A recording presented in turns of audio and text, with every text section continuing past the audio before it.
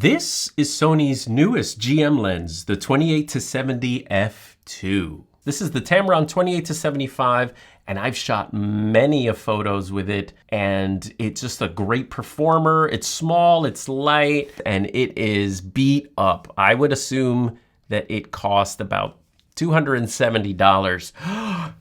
That would make this one 10 times more! But it has no smooth tight, it has no aperture wheel, it has no function buttons, plain Jane. So how does this hold up to this? Let's look at some photos. All right, the first set of images, Tamron on the left, Sony on the right, and you can see first of all the colors. The Tamron has aged a bit, and so it has a little bit of a yellower tinge.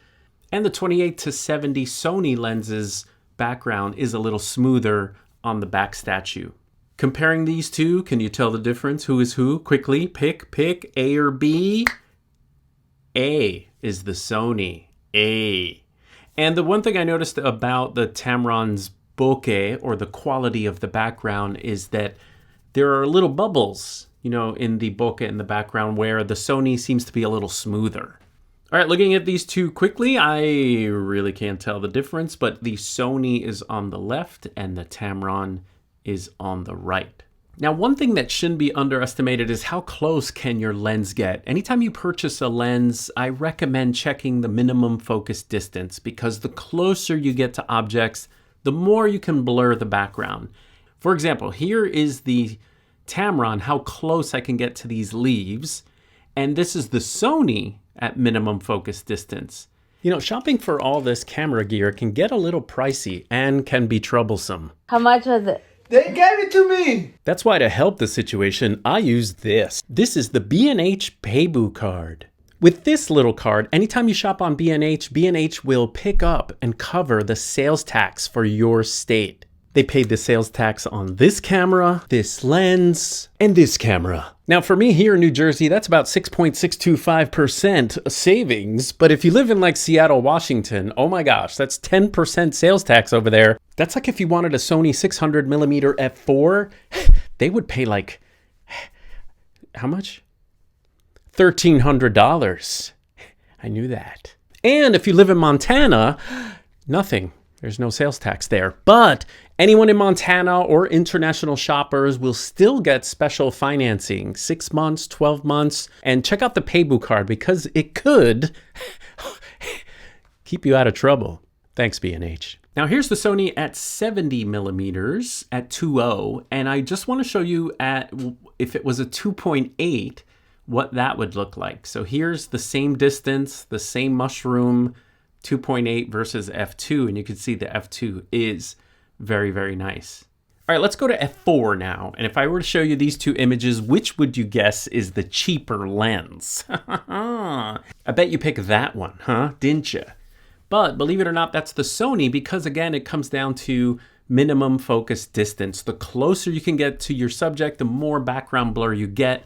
And this is a case where the Tamron can get closer. So if you're doing little pseudo macro work with this, you're going to see a little bit more blur on the Tamron. So here it is at f4, and here they both are at 5.6. Here they are at f8 and f11. You can see the bokeh in both of them. So another interesting find. And there's a nice little sun star from the Sony. And if you shoot towards the sun, you will see the glass elements, which, by the way, I've been noticing them more in movies and shows. As the lens will pan through a scene, now I'm starting to notice that stuff. Too much pixel peeping.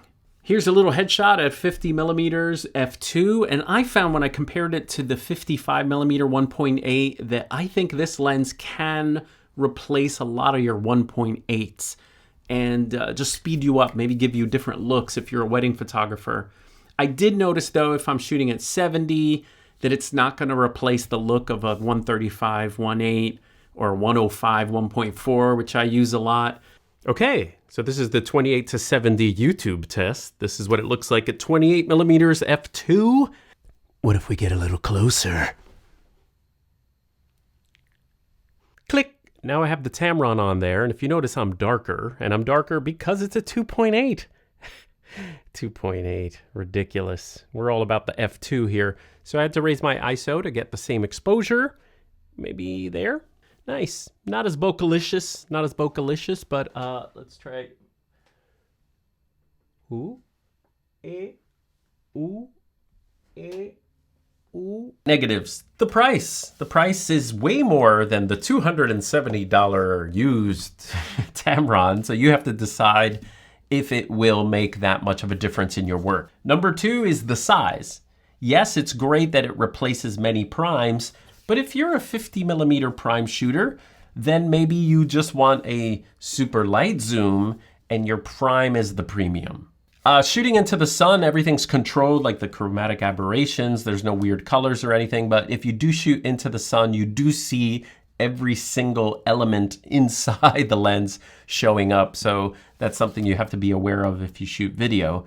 I will say though, the lens is kind of like optically very sharp, very perfect. However, if you're using this, you're probably shooting events, weddings, portraiture, and I think there's a movement that is going towards more imperfect lenses. So that's something to think about too, is how perfect do you want to be? Do you want a little grittiness in your work? Do you want a little flavor, a little character? And this lens is perfect, which is maybe not you.